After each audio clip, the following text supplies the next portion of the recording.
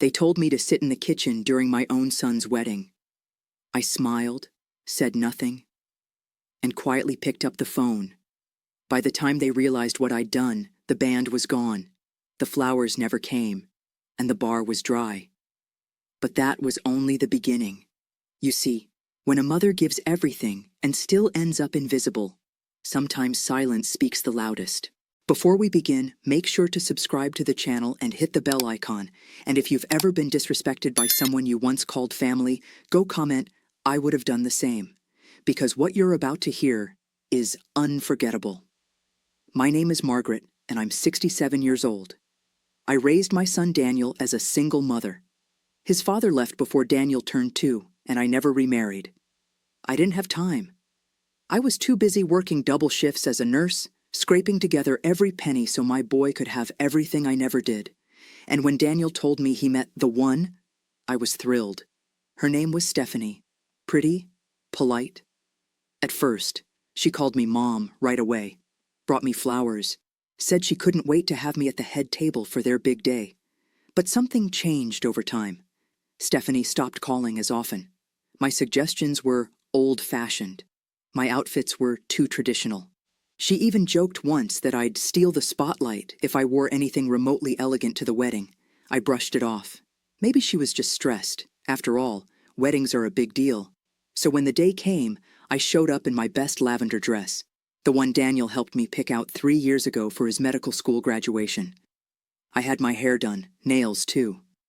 I brought the gift early, a check I couldn't really afford but wanted to give. I arrived at the venue with a full heart. Until I opened the seating chart, I wasn't on it. I scanned the list 3 times. No Mom, no Margaret, not even Mrs. Daniels. My heart started to pound. I asked a coordinator, who smiled nervously and led me to the kitchen. Not the corner of the banquet hall, not a quiet table by the restrooms. The kitchen, a folding chair, next to a swinging door, next to the servers, with a paper plate waiting for me. I thought it was a mistake, some mix-up, until I saw Stephanie peeking from the hallway, smiling. She waved. That's when it hit me. This wasn't an accident. It was a message. I could have screamed, caused a scene. I could have demanded Daniel explain himself right there, in front of the guests. Instead, I sat down, quietly. I picked up the plastic fork, ate 2 bites of lukewarm chicken, smiled at every staff member who passed. Let the moment stretch, silent and sharp. I've always believed that silence, when timed correctly, is louder than any tantrum. And then I made a call. You see, Stephanie may have planned the seating chart, but I paid for the venue. My name was on the contract, and my signature was the one guaranteeing the deposit, the balance, and the cancellation clause. It's amazing what power people forget you have when they stop seeing you as a person. I called the venue manager and said exactly 8 words. "Please proceed with the contract clause, Section 9. She hesitated. "Are you sure, ma'am?" "Very," I said. "Do it now." Across the hall, laughter rose. A toast was being made. I heard my son's voice, clear and strong. "To my new family," he said. Not a mention of me, not even a nod. The caterer was the first to react. Quiet whispers between servers. Then the DJ's music faded. Slowly, the lights dimmed. Stephanie looked confused. Daniel looked annoyed. Then the manager walked onto the stage and whispered something into the microphone. "Due to unforeseen circumstances," she said, "the event will be ending early. Thank you for your understanding." Chaos. Voices shouting. Guests murmuring. Stephanie rushing toward the front desk. I walked past them, still holding my paper plate. I dropped it gently in the trash, smiled at the bartender, and left through the side door before the drama could catch me. By the time they realized what I'd done, I was already home. My phone buzzed non-stop for 2 hours. Voicemails, texts, angry messages from Stephanie, confused ones from Daniel. I didn't answer a single one. Sometimes the most powerful response is the one you never give. Because some betrayals don't deserve explanations. They deserve consequences. If you think I did the right thing by staying quiet and letting the truth expose itself, go comment, "She played it perfectly," and don't forget to subscribe. I didn't respond that night. Not to Daniel's missed calls, not to Stephanie's voice notes, calling me unstable and spiteful. I simply made myself a cup of tea, took off my heels, and turned off the porch light. I'd already played my move. Now it was their turn. The next morning, my neighbor Linda knocked. She was at the wedding. Her words were careful. "Margaret, I just wanted to say I don't blame you. That was humiliating what they did. I'd never seen anything like it." She paused, then leaned closer. "But canceling the whole thing? You really went through with it?" I nodded once. The contract was in my name. Her eyes widened. Then she laughed. "They'll never forget it," she said, shaking her head. "Good." Later that afternoon, Daniel showed up on my doorstep, alone this time. He looked tired, hair messy, shirt wrinkled, not like the groom I'd seen 24 hours earlier. "Can we talk?" he asked. I let him in. Not because I owed him anything, but because I needed to see his face when I asked him the one question that had burned in my chest all night. Why? He sat down at the kitchen table, running a hand over his face. "She said you didn't want to be in the spotlight," he muttered. "Said you'd ask to be somewhere quiet." I raised an eyebrow. "And you believe that?" He didn't answer. I walked to the drawer, pulled out the invitation I'd helped pay for. My name, printed at the bottom in bold. Hosted by Margaret Daniels, front and center. "I gave you everything," I said quietly. "I made your favorite meals when we couldn't afford meat. I worked double shifts to send you to college. I sacrificed vacations, clothes, my health, and you let her put me next to the dishwasher?" Daniel's face crumpled. "I'm sorry," he said. "I didn't think—" "No," I cut in. "You didn't want to think. That's the difference." He tried to explain more, but I held up my hand. I wasn't interested in excuses. I wanted actions. "I'm not asking for an apology, Daniel," I said. "I'm asking for respect, and if you can't give that, we're done." He left shortly after. No yelling, no resolution, just silence thick with guilt. 3 days passed. Then the article hit Facebook, written by Stephanie's cousin apparently. A blog post titled, "When Narcissists Ruin Weddings, My Cousin's Tragic Day." It described me, without naming me, as the bitter mother-in-law who couldn't handle her son growing up, who sabotaged a once-in-a-lifetime event out of jealousy and control. The post went viral. Hundreds of shares. Comments from strangers calling me selfish, toxic, dramatic. Stephanie had weaponized the internet. And Daniel? He didn't say a word. But I didn't panic. Instead, I called a friend of mine, Anita. She used to work in PR, sharp as a blade and twice as effective. I told her everything. Anita smirked. "You ready to return fire?" "Let's make it classy," I said.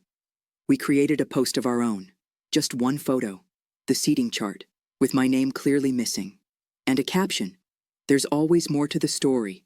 Ask why the woman who paid for the wedding wasn't even listed as a guest." It didn't need hashtags. It didn't need drama. The truth was loud enough. Comments poured in, this time in my favor. People reposted it with their own stories of being disrespected, overlooked, pushed aside by in-laws. One woman wrote, "My mother-in-law sat me next to the trash bins. I wish I had the guts to do what you did." Another, "Good for her. Some of us are done shrinking to make space for others' egos." Stephanie tried to fight back, but the damage was done. You can spin a lie for attention, but the truth? That's what people feel in their bones. A week later, Daniel came back, not to argue, but to confess. "She's furious," he said, pacing my porch. "She says I betrayed her by not defending her online." "And did you?" I asked. He hesitated. "No, because deep down, I knew you were right." I studied my son, the man he'd become. The little boy I used to carry home from daycare, now facing the consequences of forgetting who carried him. "I don't hate her," I said, "but I won't forget this, and I won't pretend it didn't happen." He nodded. "We're putting the wedding on hold." I didn't respond, not because I wanted them to break up, but because I finally understood something. Some lessons don't need lectures. Just boundaries. I spent the next few days cleaning out old photo albums, reclaiming my peace, replanting my garden. It's funny, I'd spent decades pouring my love into others. Now I was finally giving some back to myself. And for the first time in years, I felt whole. Because respect isn't something you beg for. It's something you walk away to find. If you think I did the right thing by choosing dignity over drama, go comment. She earned her seat at that table. And don't forget to subscribe. Stephanie didn't take the cancellation quietly. 2 weeks after the wedding imploded, I received a formal letter from her attorney. Not a lawsuit, but a demand. Compensation for emotional damages, public humiliation, and financial loss due to malicious interference. She was trying to make me pay for the mess she created. I sat at the kitchen table, reading the letter, then laughed, out loud, alone. Imagine that. The woman who sat me next to the kitchen trash was now claiming to be the victim. I called Anita again, my PR-savvy friend, and forwarded the letter. Her response came seconds later. We're not negotiating with toddlers, but I wanted to handle it smart, not petty. So I called my own lawyer. He reviewed the entire file, invoices, receipts, emails, seating charts, the original event contract, and Stephanie's cousin's blog post. She has no case, he said, flipping through the documents. You were the financial sponsor. You withdrew services. That's not malicious interference. That's a refund of respect. I let out a breath I hadn't realized I'd been holding. Still, I wasn't naive. Stephanie had her claws in Daniel. She wasn't going down quietly, and I knew how resentment fermented when it felt exposed. I waited. I planned. And I lived. For the first time in years, I went on a vacation for myself. Not for Daniel, not for family, just me. 3 days in Sedona, hikes, spas, 0 notifications. I left my phone on silent and let the world carry on without me. When I got back, there was a surprise waiting. Daniel, standing on my porch, holding a bouquet of marigolds and a folder. Can I come in? He asked. I nodded. He followed me into the kitchen like he used to when he was little. Cautious, quiet, unsure of the temperature in the room. He set the flowers down and handed me the folder. Inside was a signed affidavit. I've withdrawn from Stephanie's legal action, he said. Told her I won't support it. I've also removed my name from the joint account she opened for the wedding, and I've decided to move out. My hands froze over the folder. She kicked you out? I asked. No, he said. I left. I can't be with someone who uses lawsuits instead of apologies. We sat down at the table, just like we used to. Tea between us. Silence between sips. I know I failed you, he said. I let her talk about you like you were in the way, like you were a burden, and I didn't speak up. I stayed quiet. She said if I didn't choose her completely, I was choosing you instead. But it's not a war. It never should have been. I looked him in the eye. It's not about sides, it's about standards. He nodded.